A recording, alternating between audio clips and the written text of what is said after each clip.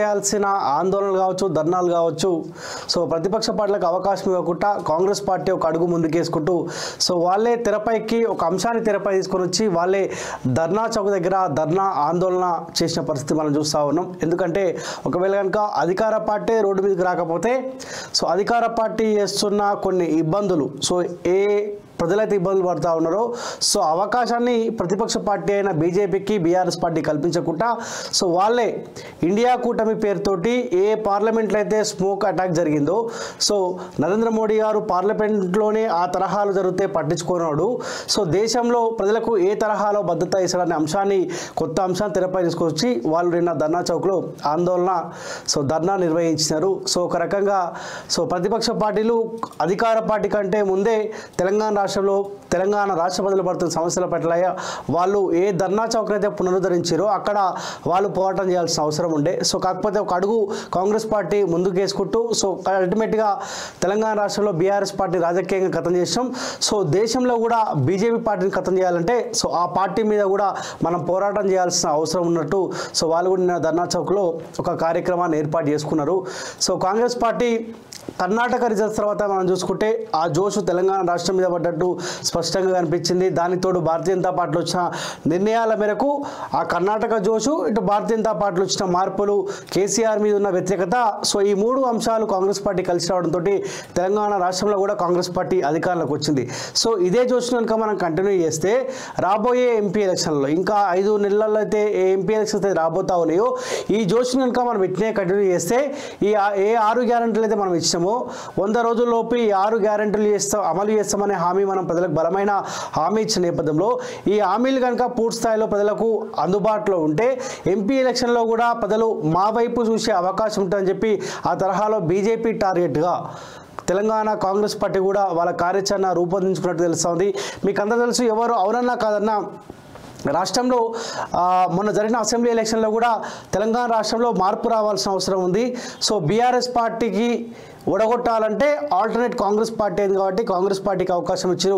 కాకపోతే తెలంగాణ రాష్ట్రంలో తెలంగాణ సమాజం కావచ్చు, యువత కావచ్చు, సో దేశంలో నరేంద్ర మోడీ ఉండాలి, భారతీయ జనతా పార్టీ ఉండాలని చెప్పి మెజార్టీ ప్రజలు బీజేపీ వైపు చూస్తారు. సో ఆ అవకాశం ఈసారి బీజేపీకి ఇవ్వద్దు.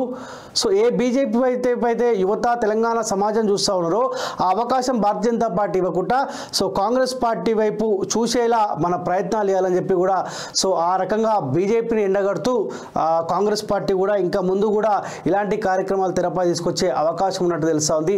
సో ఇదేమైనప్పటికీ ఏ అధికార పార్టీ అయితే ధర్నా చౌక్లో ఆందోళనలు ధర్నాలు చేస్తూ ఉందో సో ప్రతిపక్ష పార్టీలైన బీజేపీకి బీఆర్ఎస్ పార్టీ జాతీయ పార్టీ కూడా రిక్వెస్ట్ చేస్తూ ఉన్నాం. 2 జాతీయ పార్టీలకు కూడా తెలంగాణ రాష్ట్రంలో మార్పు రావాలని మనందరం కోరుకున్నాం. సో మార్పులు వచ్చిన తర్వాత ఏ సమాజం అయితే ఇబ్బందులు పడుతున్నట్టు మీకు కనిపిస్తూ ఉందో ఆ సమస్యల పరిష్కారం కోసం ఆ ధర్నా చౌక వేదికగా సో ఆందోళనలు ధర్నాలు మన సమస్యల పరిష్కారం కోసం అక్కడ కొట్లాడుకోవాల్సిన బాధ్యత, సో మన సమస్యల పరిష్కారం కోసం కొట్లాడాల్సిన బాధ్యత ఖచ్చితంగా మనందరిపైన ఉంది. ఆ ధర్నా చౌక్ ఏ ధర్నా చౌక్నైతే బీఆర్ఎస్ పార్టీ ఎత్తివేసిందో ధర్నా చౌక్ ఉంటే సో మా పార్టీ మీద తిరుగుబాటు చేసే అవకాశం ఉంటుంది. ఆ ధర్నా చౌక్ వేదికగా సో సమస్యలను తెరపై తీసుకొచ్చే అవకాశం అని చెప్పి ఆనాడు రాష్ట్ర ముఖ్యమంత్రి మాజీ ముఖ్యమంత్రి కల్వకుంట్ల చంద్రశేఖరరావు ధర్నా చౌక్ను ఎత్తేసిండు.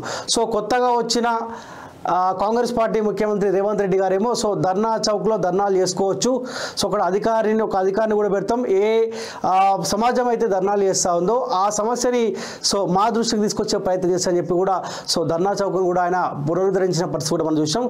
సో అదే తరహాలో సో తెలంగాణ రాష్ట్రానికి ఉద్యమాలు అలవాటే, మన సమస్యల పరిష్కారం కోసం మన రోడ్డు ఎక్కితేనే ఆ సమస్యలకు పరిష్కారం దొరికే అవకాశం ఉంటుంది కాబట్టి సో ఆ దిశగా ప్రతిపక్ష పార్టీలు కూడా కాంగ్రెస్ పార్టీ ఇచ్చిన హామీలు నెరవేర్చకపోతే అదే తరహాలో మీరు ఆందోళన ధర్నా కార్యక్రమాలు చేయాలి. సో ఖచ్చితంగా బీజేపీకి తోడుంటాం, బీఆర్ఎస్ పార్టీ కూడా తోడుంటాం. అల్టిమేట్గా కాళోజీ టీవీకి మాకు కావాల్సింది ప్రజలకు మేలు కావాలి. ఎందుకంటే మార్పులో మేము భాగస్వాములమైన మార్పు వస్తేనే మన బతుకులో మార్పులు వచ్చే అవకాశం ఉంటుంది కాబట్టి వచ్చిన గవర్నమెంట్లో వాళ్ళ పరిపాలనలో మార్పులు రావాల్సిన అవసరం ఉంది, వాళ్ళ పాలనలో మార్పులు రావాల్సిన అవసరం ఉంది, ప్రజల బతుకుల్లో మార్పులు రావాల్సిన అవసరం ఖచ్చితంగా ఉంది కాబట్టి సో ఆ దిశగా ప్రతిపక్ష పార్టీలకు తోడై కాళోజీ టీవీ కూడా ముందుకెళ్తుంది.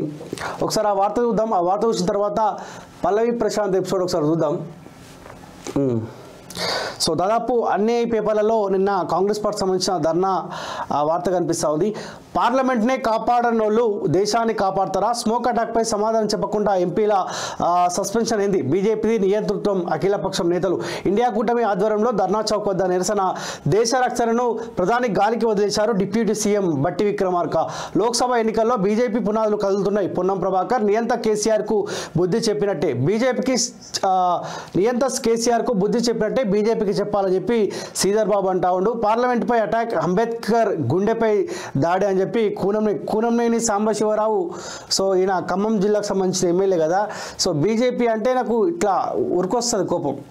సో ఈయన టార్గెట్ ఏంటంటే బీజేపీ రావద్దు, ఎవరు వచ్చినా పర్లేదు కానీ బీజేపీ ఎట్టి పరిస్థితుల్లో అధికారంలోకి రావద్దు. సో తెలంగాణ రాష్ట్రంలో కూడా వాళ్ళ కార్యాచరణ అదే రకంగా ఉంటుండే. మనం కూడా ఎప్పుడు మాట్లాడినా కానీ బీజేపీ రావద్దు, ఎవరు వచ్చినా పర్లేదు అన్న ఆలోచనలో వాళ్ళు ఉంటా ఉండే. ఎంపీల సస్పెన్షన్ దారుణమని కోదండరామ్ అంటా ఉండు. కేంద్రంలోని బీజేపీ ప్రభుత్వం ప్రశ్నిస్తే అణిచివేస్తుందని, ఆ ప్రజాస్వామిక విధానాలను అనుసరిస్తుందని అఖిలపక్ష నేతలు మండిపడ్డారు. పార్లమెంట్లో స్మోక్ అటాక్స్ ఘటనపై స్పందించాలని అడిగినందుకు లోక్సభ, రాజ్యసభ నుంచి 146 మంది ప్రతిపక్ష ఎంపీలను నియంతృత్వ ధోరణితో సస్పెండ్ చేస్తుందని ఆగ్రహం వ్యక్తం చేశారు. పార్లమెంట్నే కాపాడనోళ్ళు దేశాన్ని ఏం కాపాడతారని నిలదీశారు. నియంతృత్వానికి తెలంగాణలో ప్రజలు ఎలా బుద్ధి చెప్పారో కేంద్ర ప్రభుత్వానికి అలాగే బుద్ధి చెప్తారని హెచ్చరించారు. పార్లమెంట్పై స్మోక్ అటాక్, ఉభయ సభల నుంచి ప్రతిపక్ష ఎంపీలను సస్పెండ్ చేయడానికి వ్యతిరేకంగా దేశవ్యాప్త నిరసనలకు కాంగ్రెస్ పిలుపునిచ్చింది. ఈ నేపథ్యంలో శుక్రవారం హైదరాబాద్లోని ఇందిరా పార్క్ ధర్నా చౌక్ వద్ద ఇండియా కూటమి, కాంగ్రెస్, సిపిఐ, ఆప్, టీజేఎస్ పార్టీలు ధర్నా చేశాయి. రాజ్యాంగంపై దాడి చేసినట్టు అని చెప్పి సో చాలామంది మాట్లాడారు. సో నేను నిన్న కూడా వీళ్ళు మాట్లాడుతూ ఉంటే చూసిన చాలామంది ఓయూజేఏసీ విద్యార్థి నేతలకు కూడా అవకాశం ఇచ్చారు. కాంగ్రెస్ పార్టీ గెలుపులో ఎవరైతే కీలక పాత్ర పోషించారో దుర్గం భాస్కర్ అన్న కావచ్చు, ఇట్లా చాలామంది ఉద్యమకారులకు సో ఈ వేదిక అవకాశం ఇచ్చింది. ఈ వేదిక ఒక అధికార పార్టీ ఉండి కూడా ఓయూ ఉద్యమకారులను గౌరవిస్తుందంటే సో ఈ విషయంలో ఒప్పుకోవచ్చు. దానితో ఇంకొక అంశం ఏంటంటే చాలామంది కాంగ్రెస్ పార్టీ గెలుపులో ఓయూ ఉద్యమకారులు కూడా కీలక పాత్ర వహించారు. ఖచ్చితంగా ఏ రాజకీయ భవిష్యత్తు కోసం అయితే వాళ్ళు కాంగ్రెస్ పార్టీకి సహకరించారో వాళ్ళకు కూడా అట్లీస్ట్ మీరు టికెట్లు ఇవ్వకపోవచ్చు కాక కార్పొరేషన్ చైర్మన్లన్నా వాళ్ళకు నామినేటెడ్ హోదాలు ఇవ్వాల్సిన అవసరం ఖచ్చితంగా ఉంది. ఇవ్వకపోతే ఆ ఉద్యమకారుల పక్షాన ఆలోచన ఖచ్చితంగా అండగా ఉంటుంది. సో నిన్న మొత్తానికి భారతీయ జనతా పార్టీ టార్గెట్గా రాబోయే ఎంపీ ఎలక్షన్లే టార్గెట్గా సో వాళ్ళ కార్యాచరణ మాత్రం కనిపిస్తూ ఉంది. సో ఏదేమైనప్పటికీ రాబోయే ఎంపీ ఎలక్షన్స్ కాంగ్రెస్ వర్సెస్ బీజేపీగా ఉండబోతా ఉన్నాయి. ఎందుకంటే ఏ ప్రజలైతే బీఆర్ఎస్ పార్టీకి 2 సార్లు అవకాశం ఇచ్చామని చెప్పి తెలంగాణ సమాజం అనుకుందో సో ఇప్పుడు తెలంగాణ రాష్ట్రంలో జరగబోయే ఎంపీ ఎలక్షన్లో కూడా బీఆర్ఎస్ పార్టీ వైపు ఎట్టి పరిస్థితుల్లో చూసే అవకాశం ఉండదు.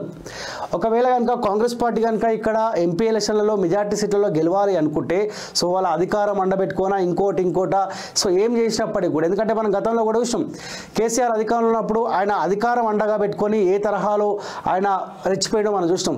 సో నిజంగా కాంగ్రెస్ పార్టీ కూడా అధికార అండతో పాటు వాళ్ళు ఇచ్చిన హామీలు పూర్తిస్థాయిలో ఈ ఎంపీ ఎలక్షన్ వరకు కనుక ప్రజలకు పూర్తిస్థాయిలో అందుతే సో ప్రజలు మేము సంతోషంగానే ఉన్నాం కాంగ్రెస్ పార్టీ గవర్నమెంట్లో అనుకున్నప్పుడు మెజార్టీ సీట్లలో కాంగ్రెస్ పార్టీ కూడా ఎంపీ సీట్లలో గెలిచే అవకాశం ఉంటుంది. ఒకవేళ వీళ్ళ తప్పుడు నిర్ణయాల పట్ల ప్రజలు ఇబ్బందులు పడుతూ ఉంటే so one side Bharatiya Janata party వైపు చూసే అవకాశం ఖచ్చితంగా ఉంటుంది.